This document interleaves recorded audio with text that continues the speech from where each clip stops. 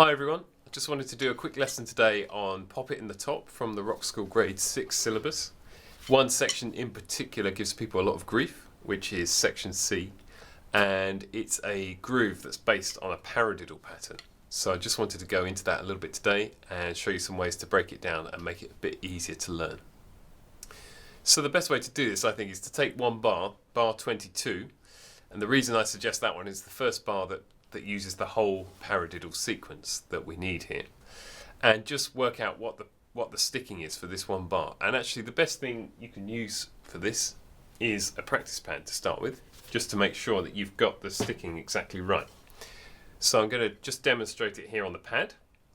The pattern that we need for this groove is two paradiddles. It's an inverted paradiddle first. The sticking for that is right, left, left, right, left, right, right, left.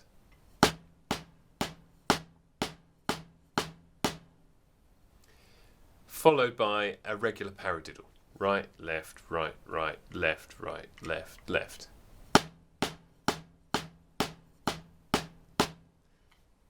So the very first thing to do when you're trying to put this together is get to the point where you can play those two paradiddles back to back without having to stop or think about it too much. These need to be really comfortable, so you can almost do this on autopilot. So I'll play the two together on the pad.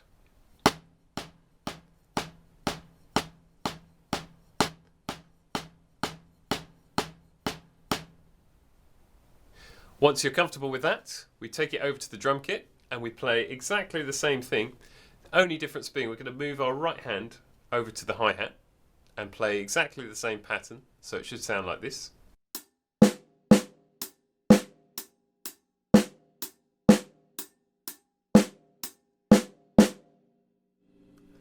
Now obviously there it sounds very robotic. I'm obviously playing this slower than the groove would normally go as well.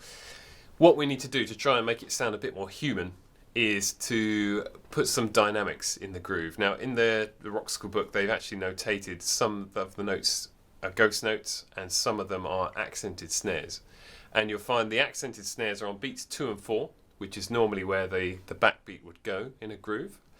So we're going to play that exact same pattern again, but I'm going to try and emphasize 2 and 4, and I'm going to keep the ghost notes much softer by playing them closer to the edge of the drum. So it should sound like this.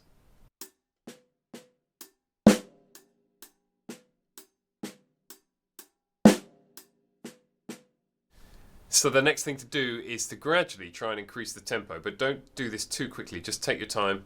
Make sure you can keep the pattern flowing at whatever speed you're going to try it at. So I'm going to play it slightly faster now.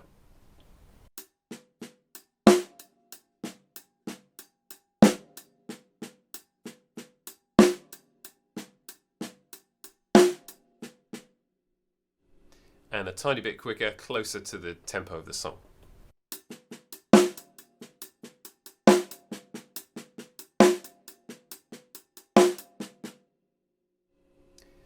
You can hear as I play it faster, it starts to sound much more like a groove, and it flows much better at a faster tempo, actually, this particular pattern. So once you've practiced that for a little bit and you've got the hang of what the hands are doing, it's time to try and add the bass drum. Now you can see in this bar there are actually 4 bass drums we need to add.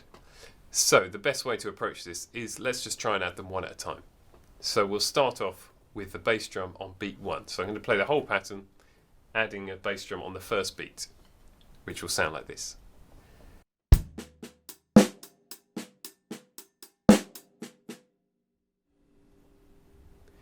And so now I will add the second bass drum as well, and the second bass drum falls on 2 and.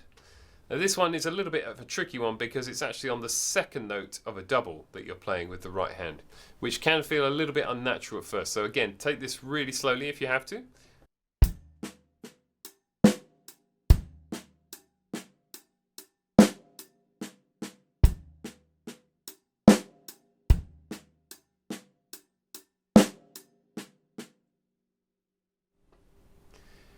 Then the third bass drum is on the and of beat 3. This one's a little bit easier to play because it's on the first note of a double. So it will sound like this.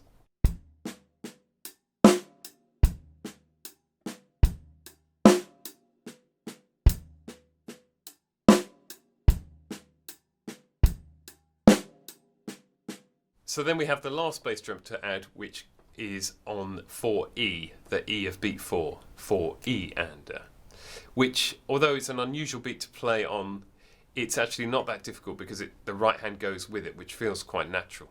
So I'm going to play the whole sequence now with all the bass drums in, which should sound like this.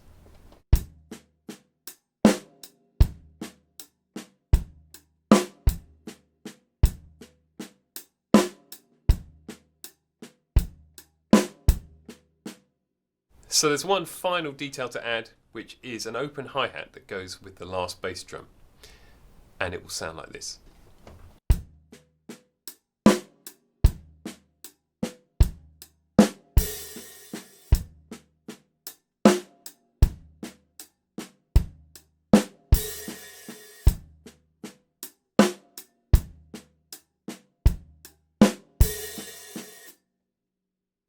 So as you can see, I'm playing this quite slowly, and that is exactly the right way to do it to start off.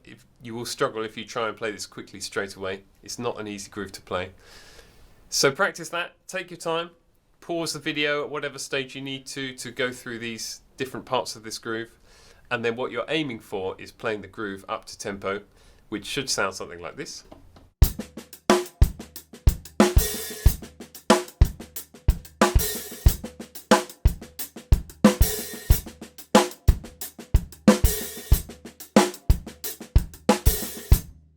Now, when do you start working with the backing track on this section? A good way to do this is not to worry about trying to play all the different fills that fall within this section, because there are actually quite a few of them thrown in within these grooves. Just take that bar again, put the backing track on, and just see if you can play that bar on repeat with the track. So I'll demonstrate that for you now.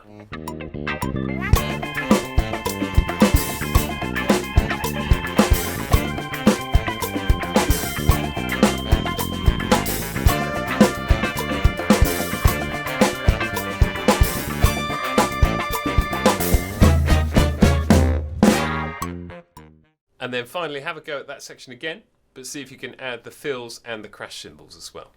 Good luck.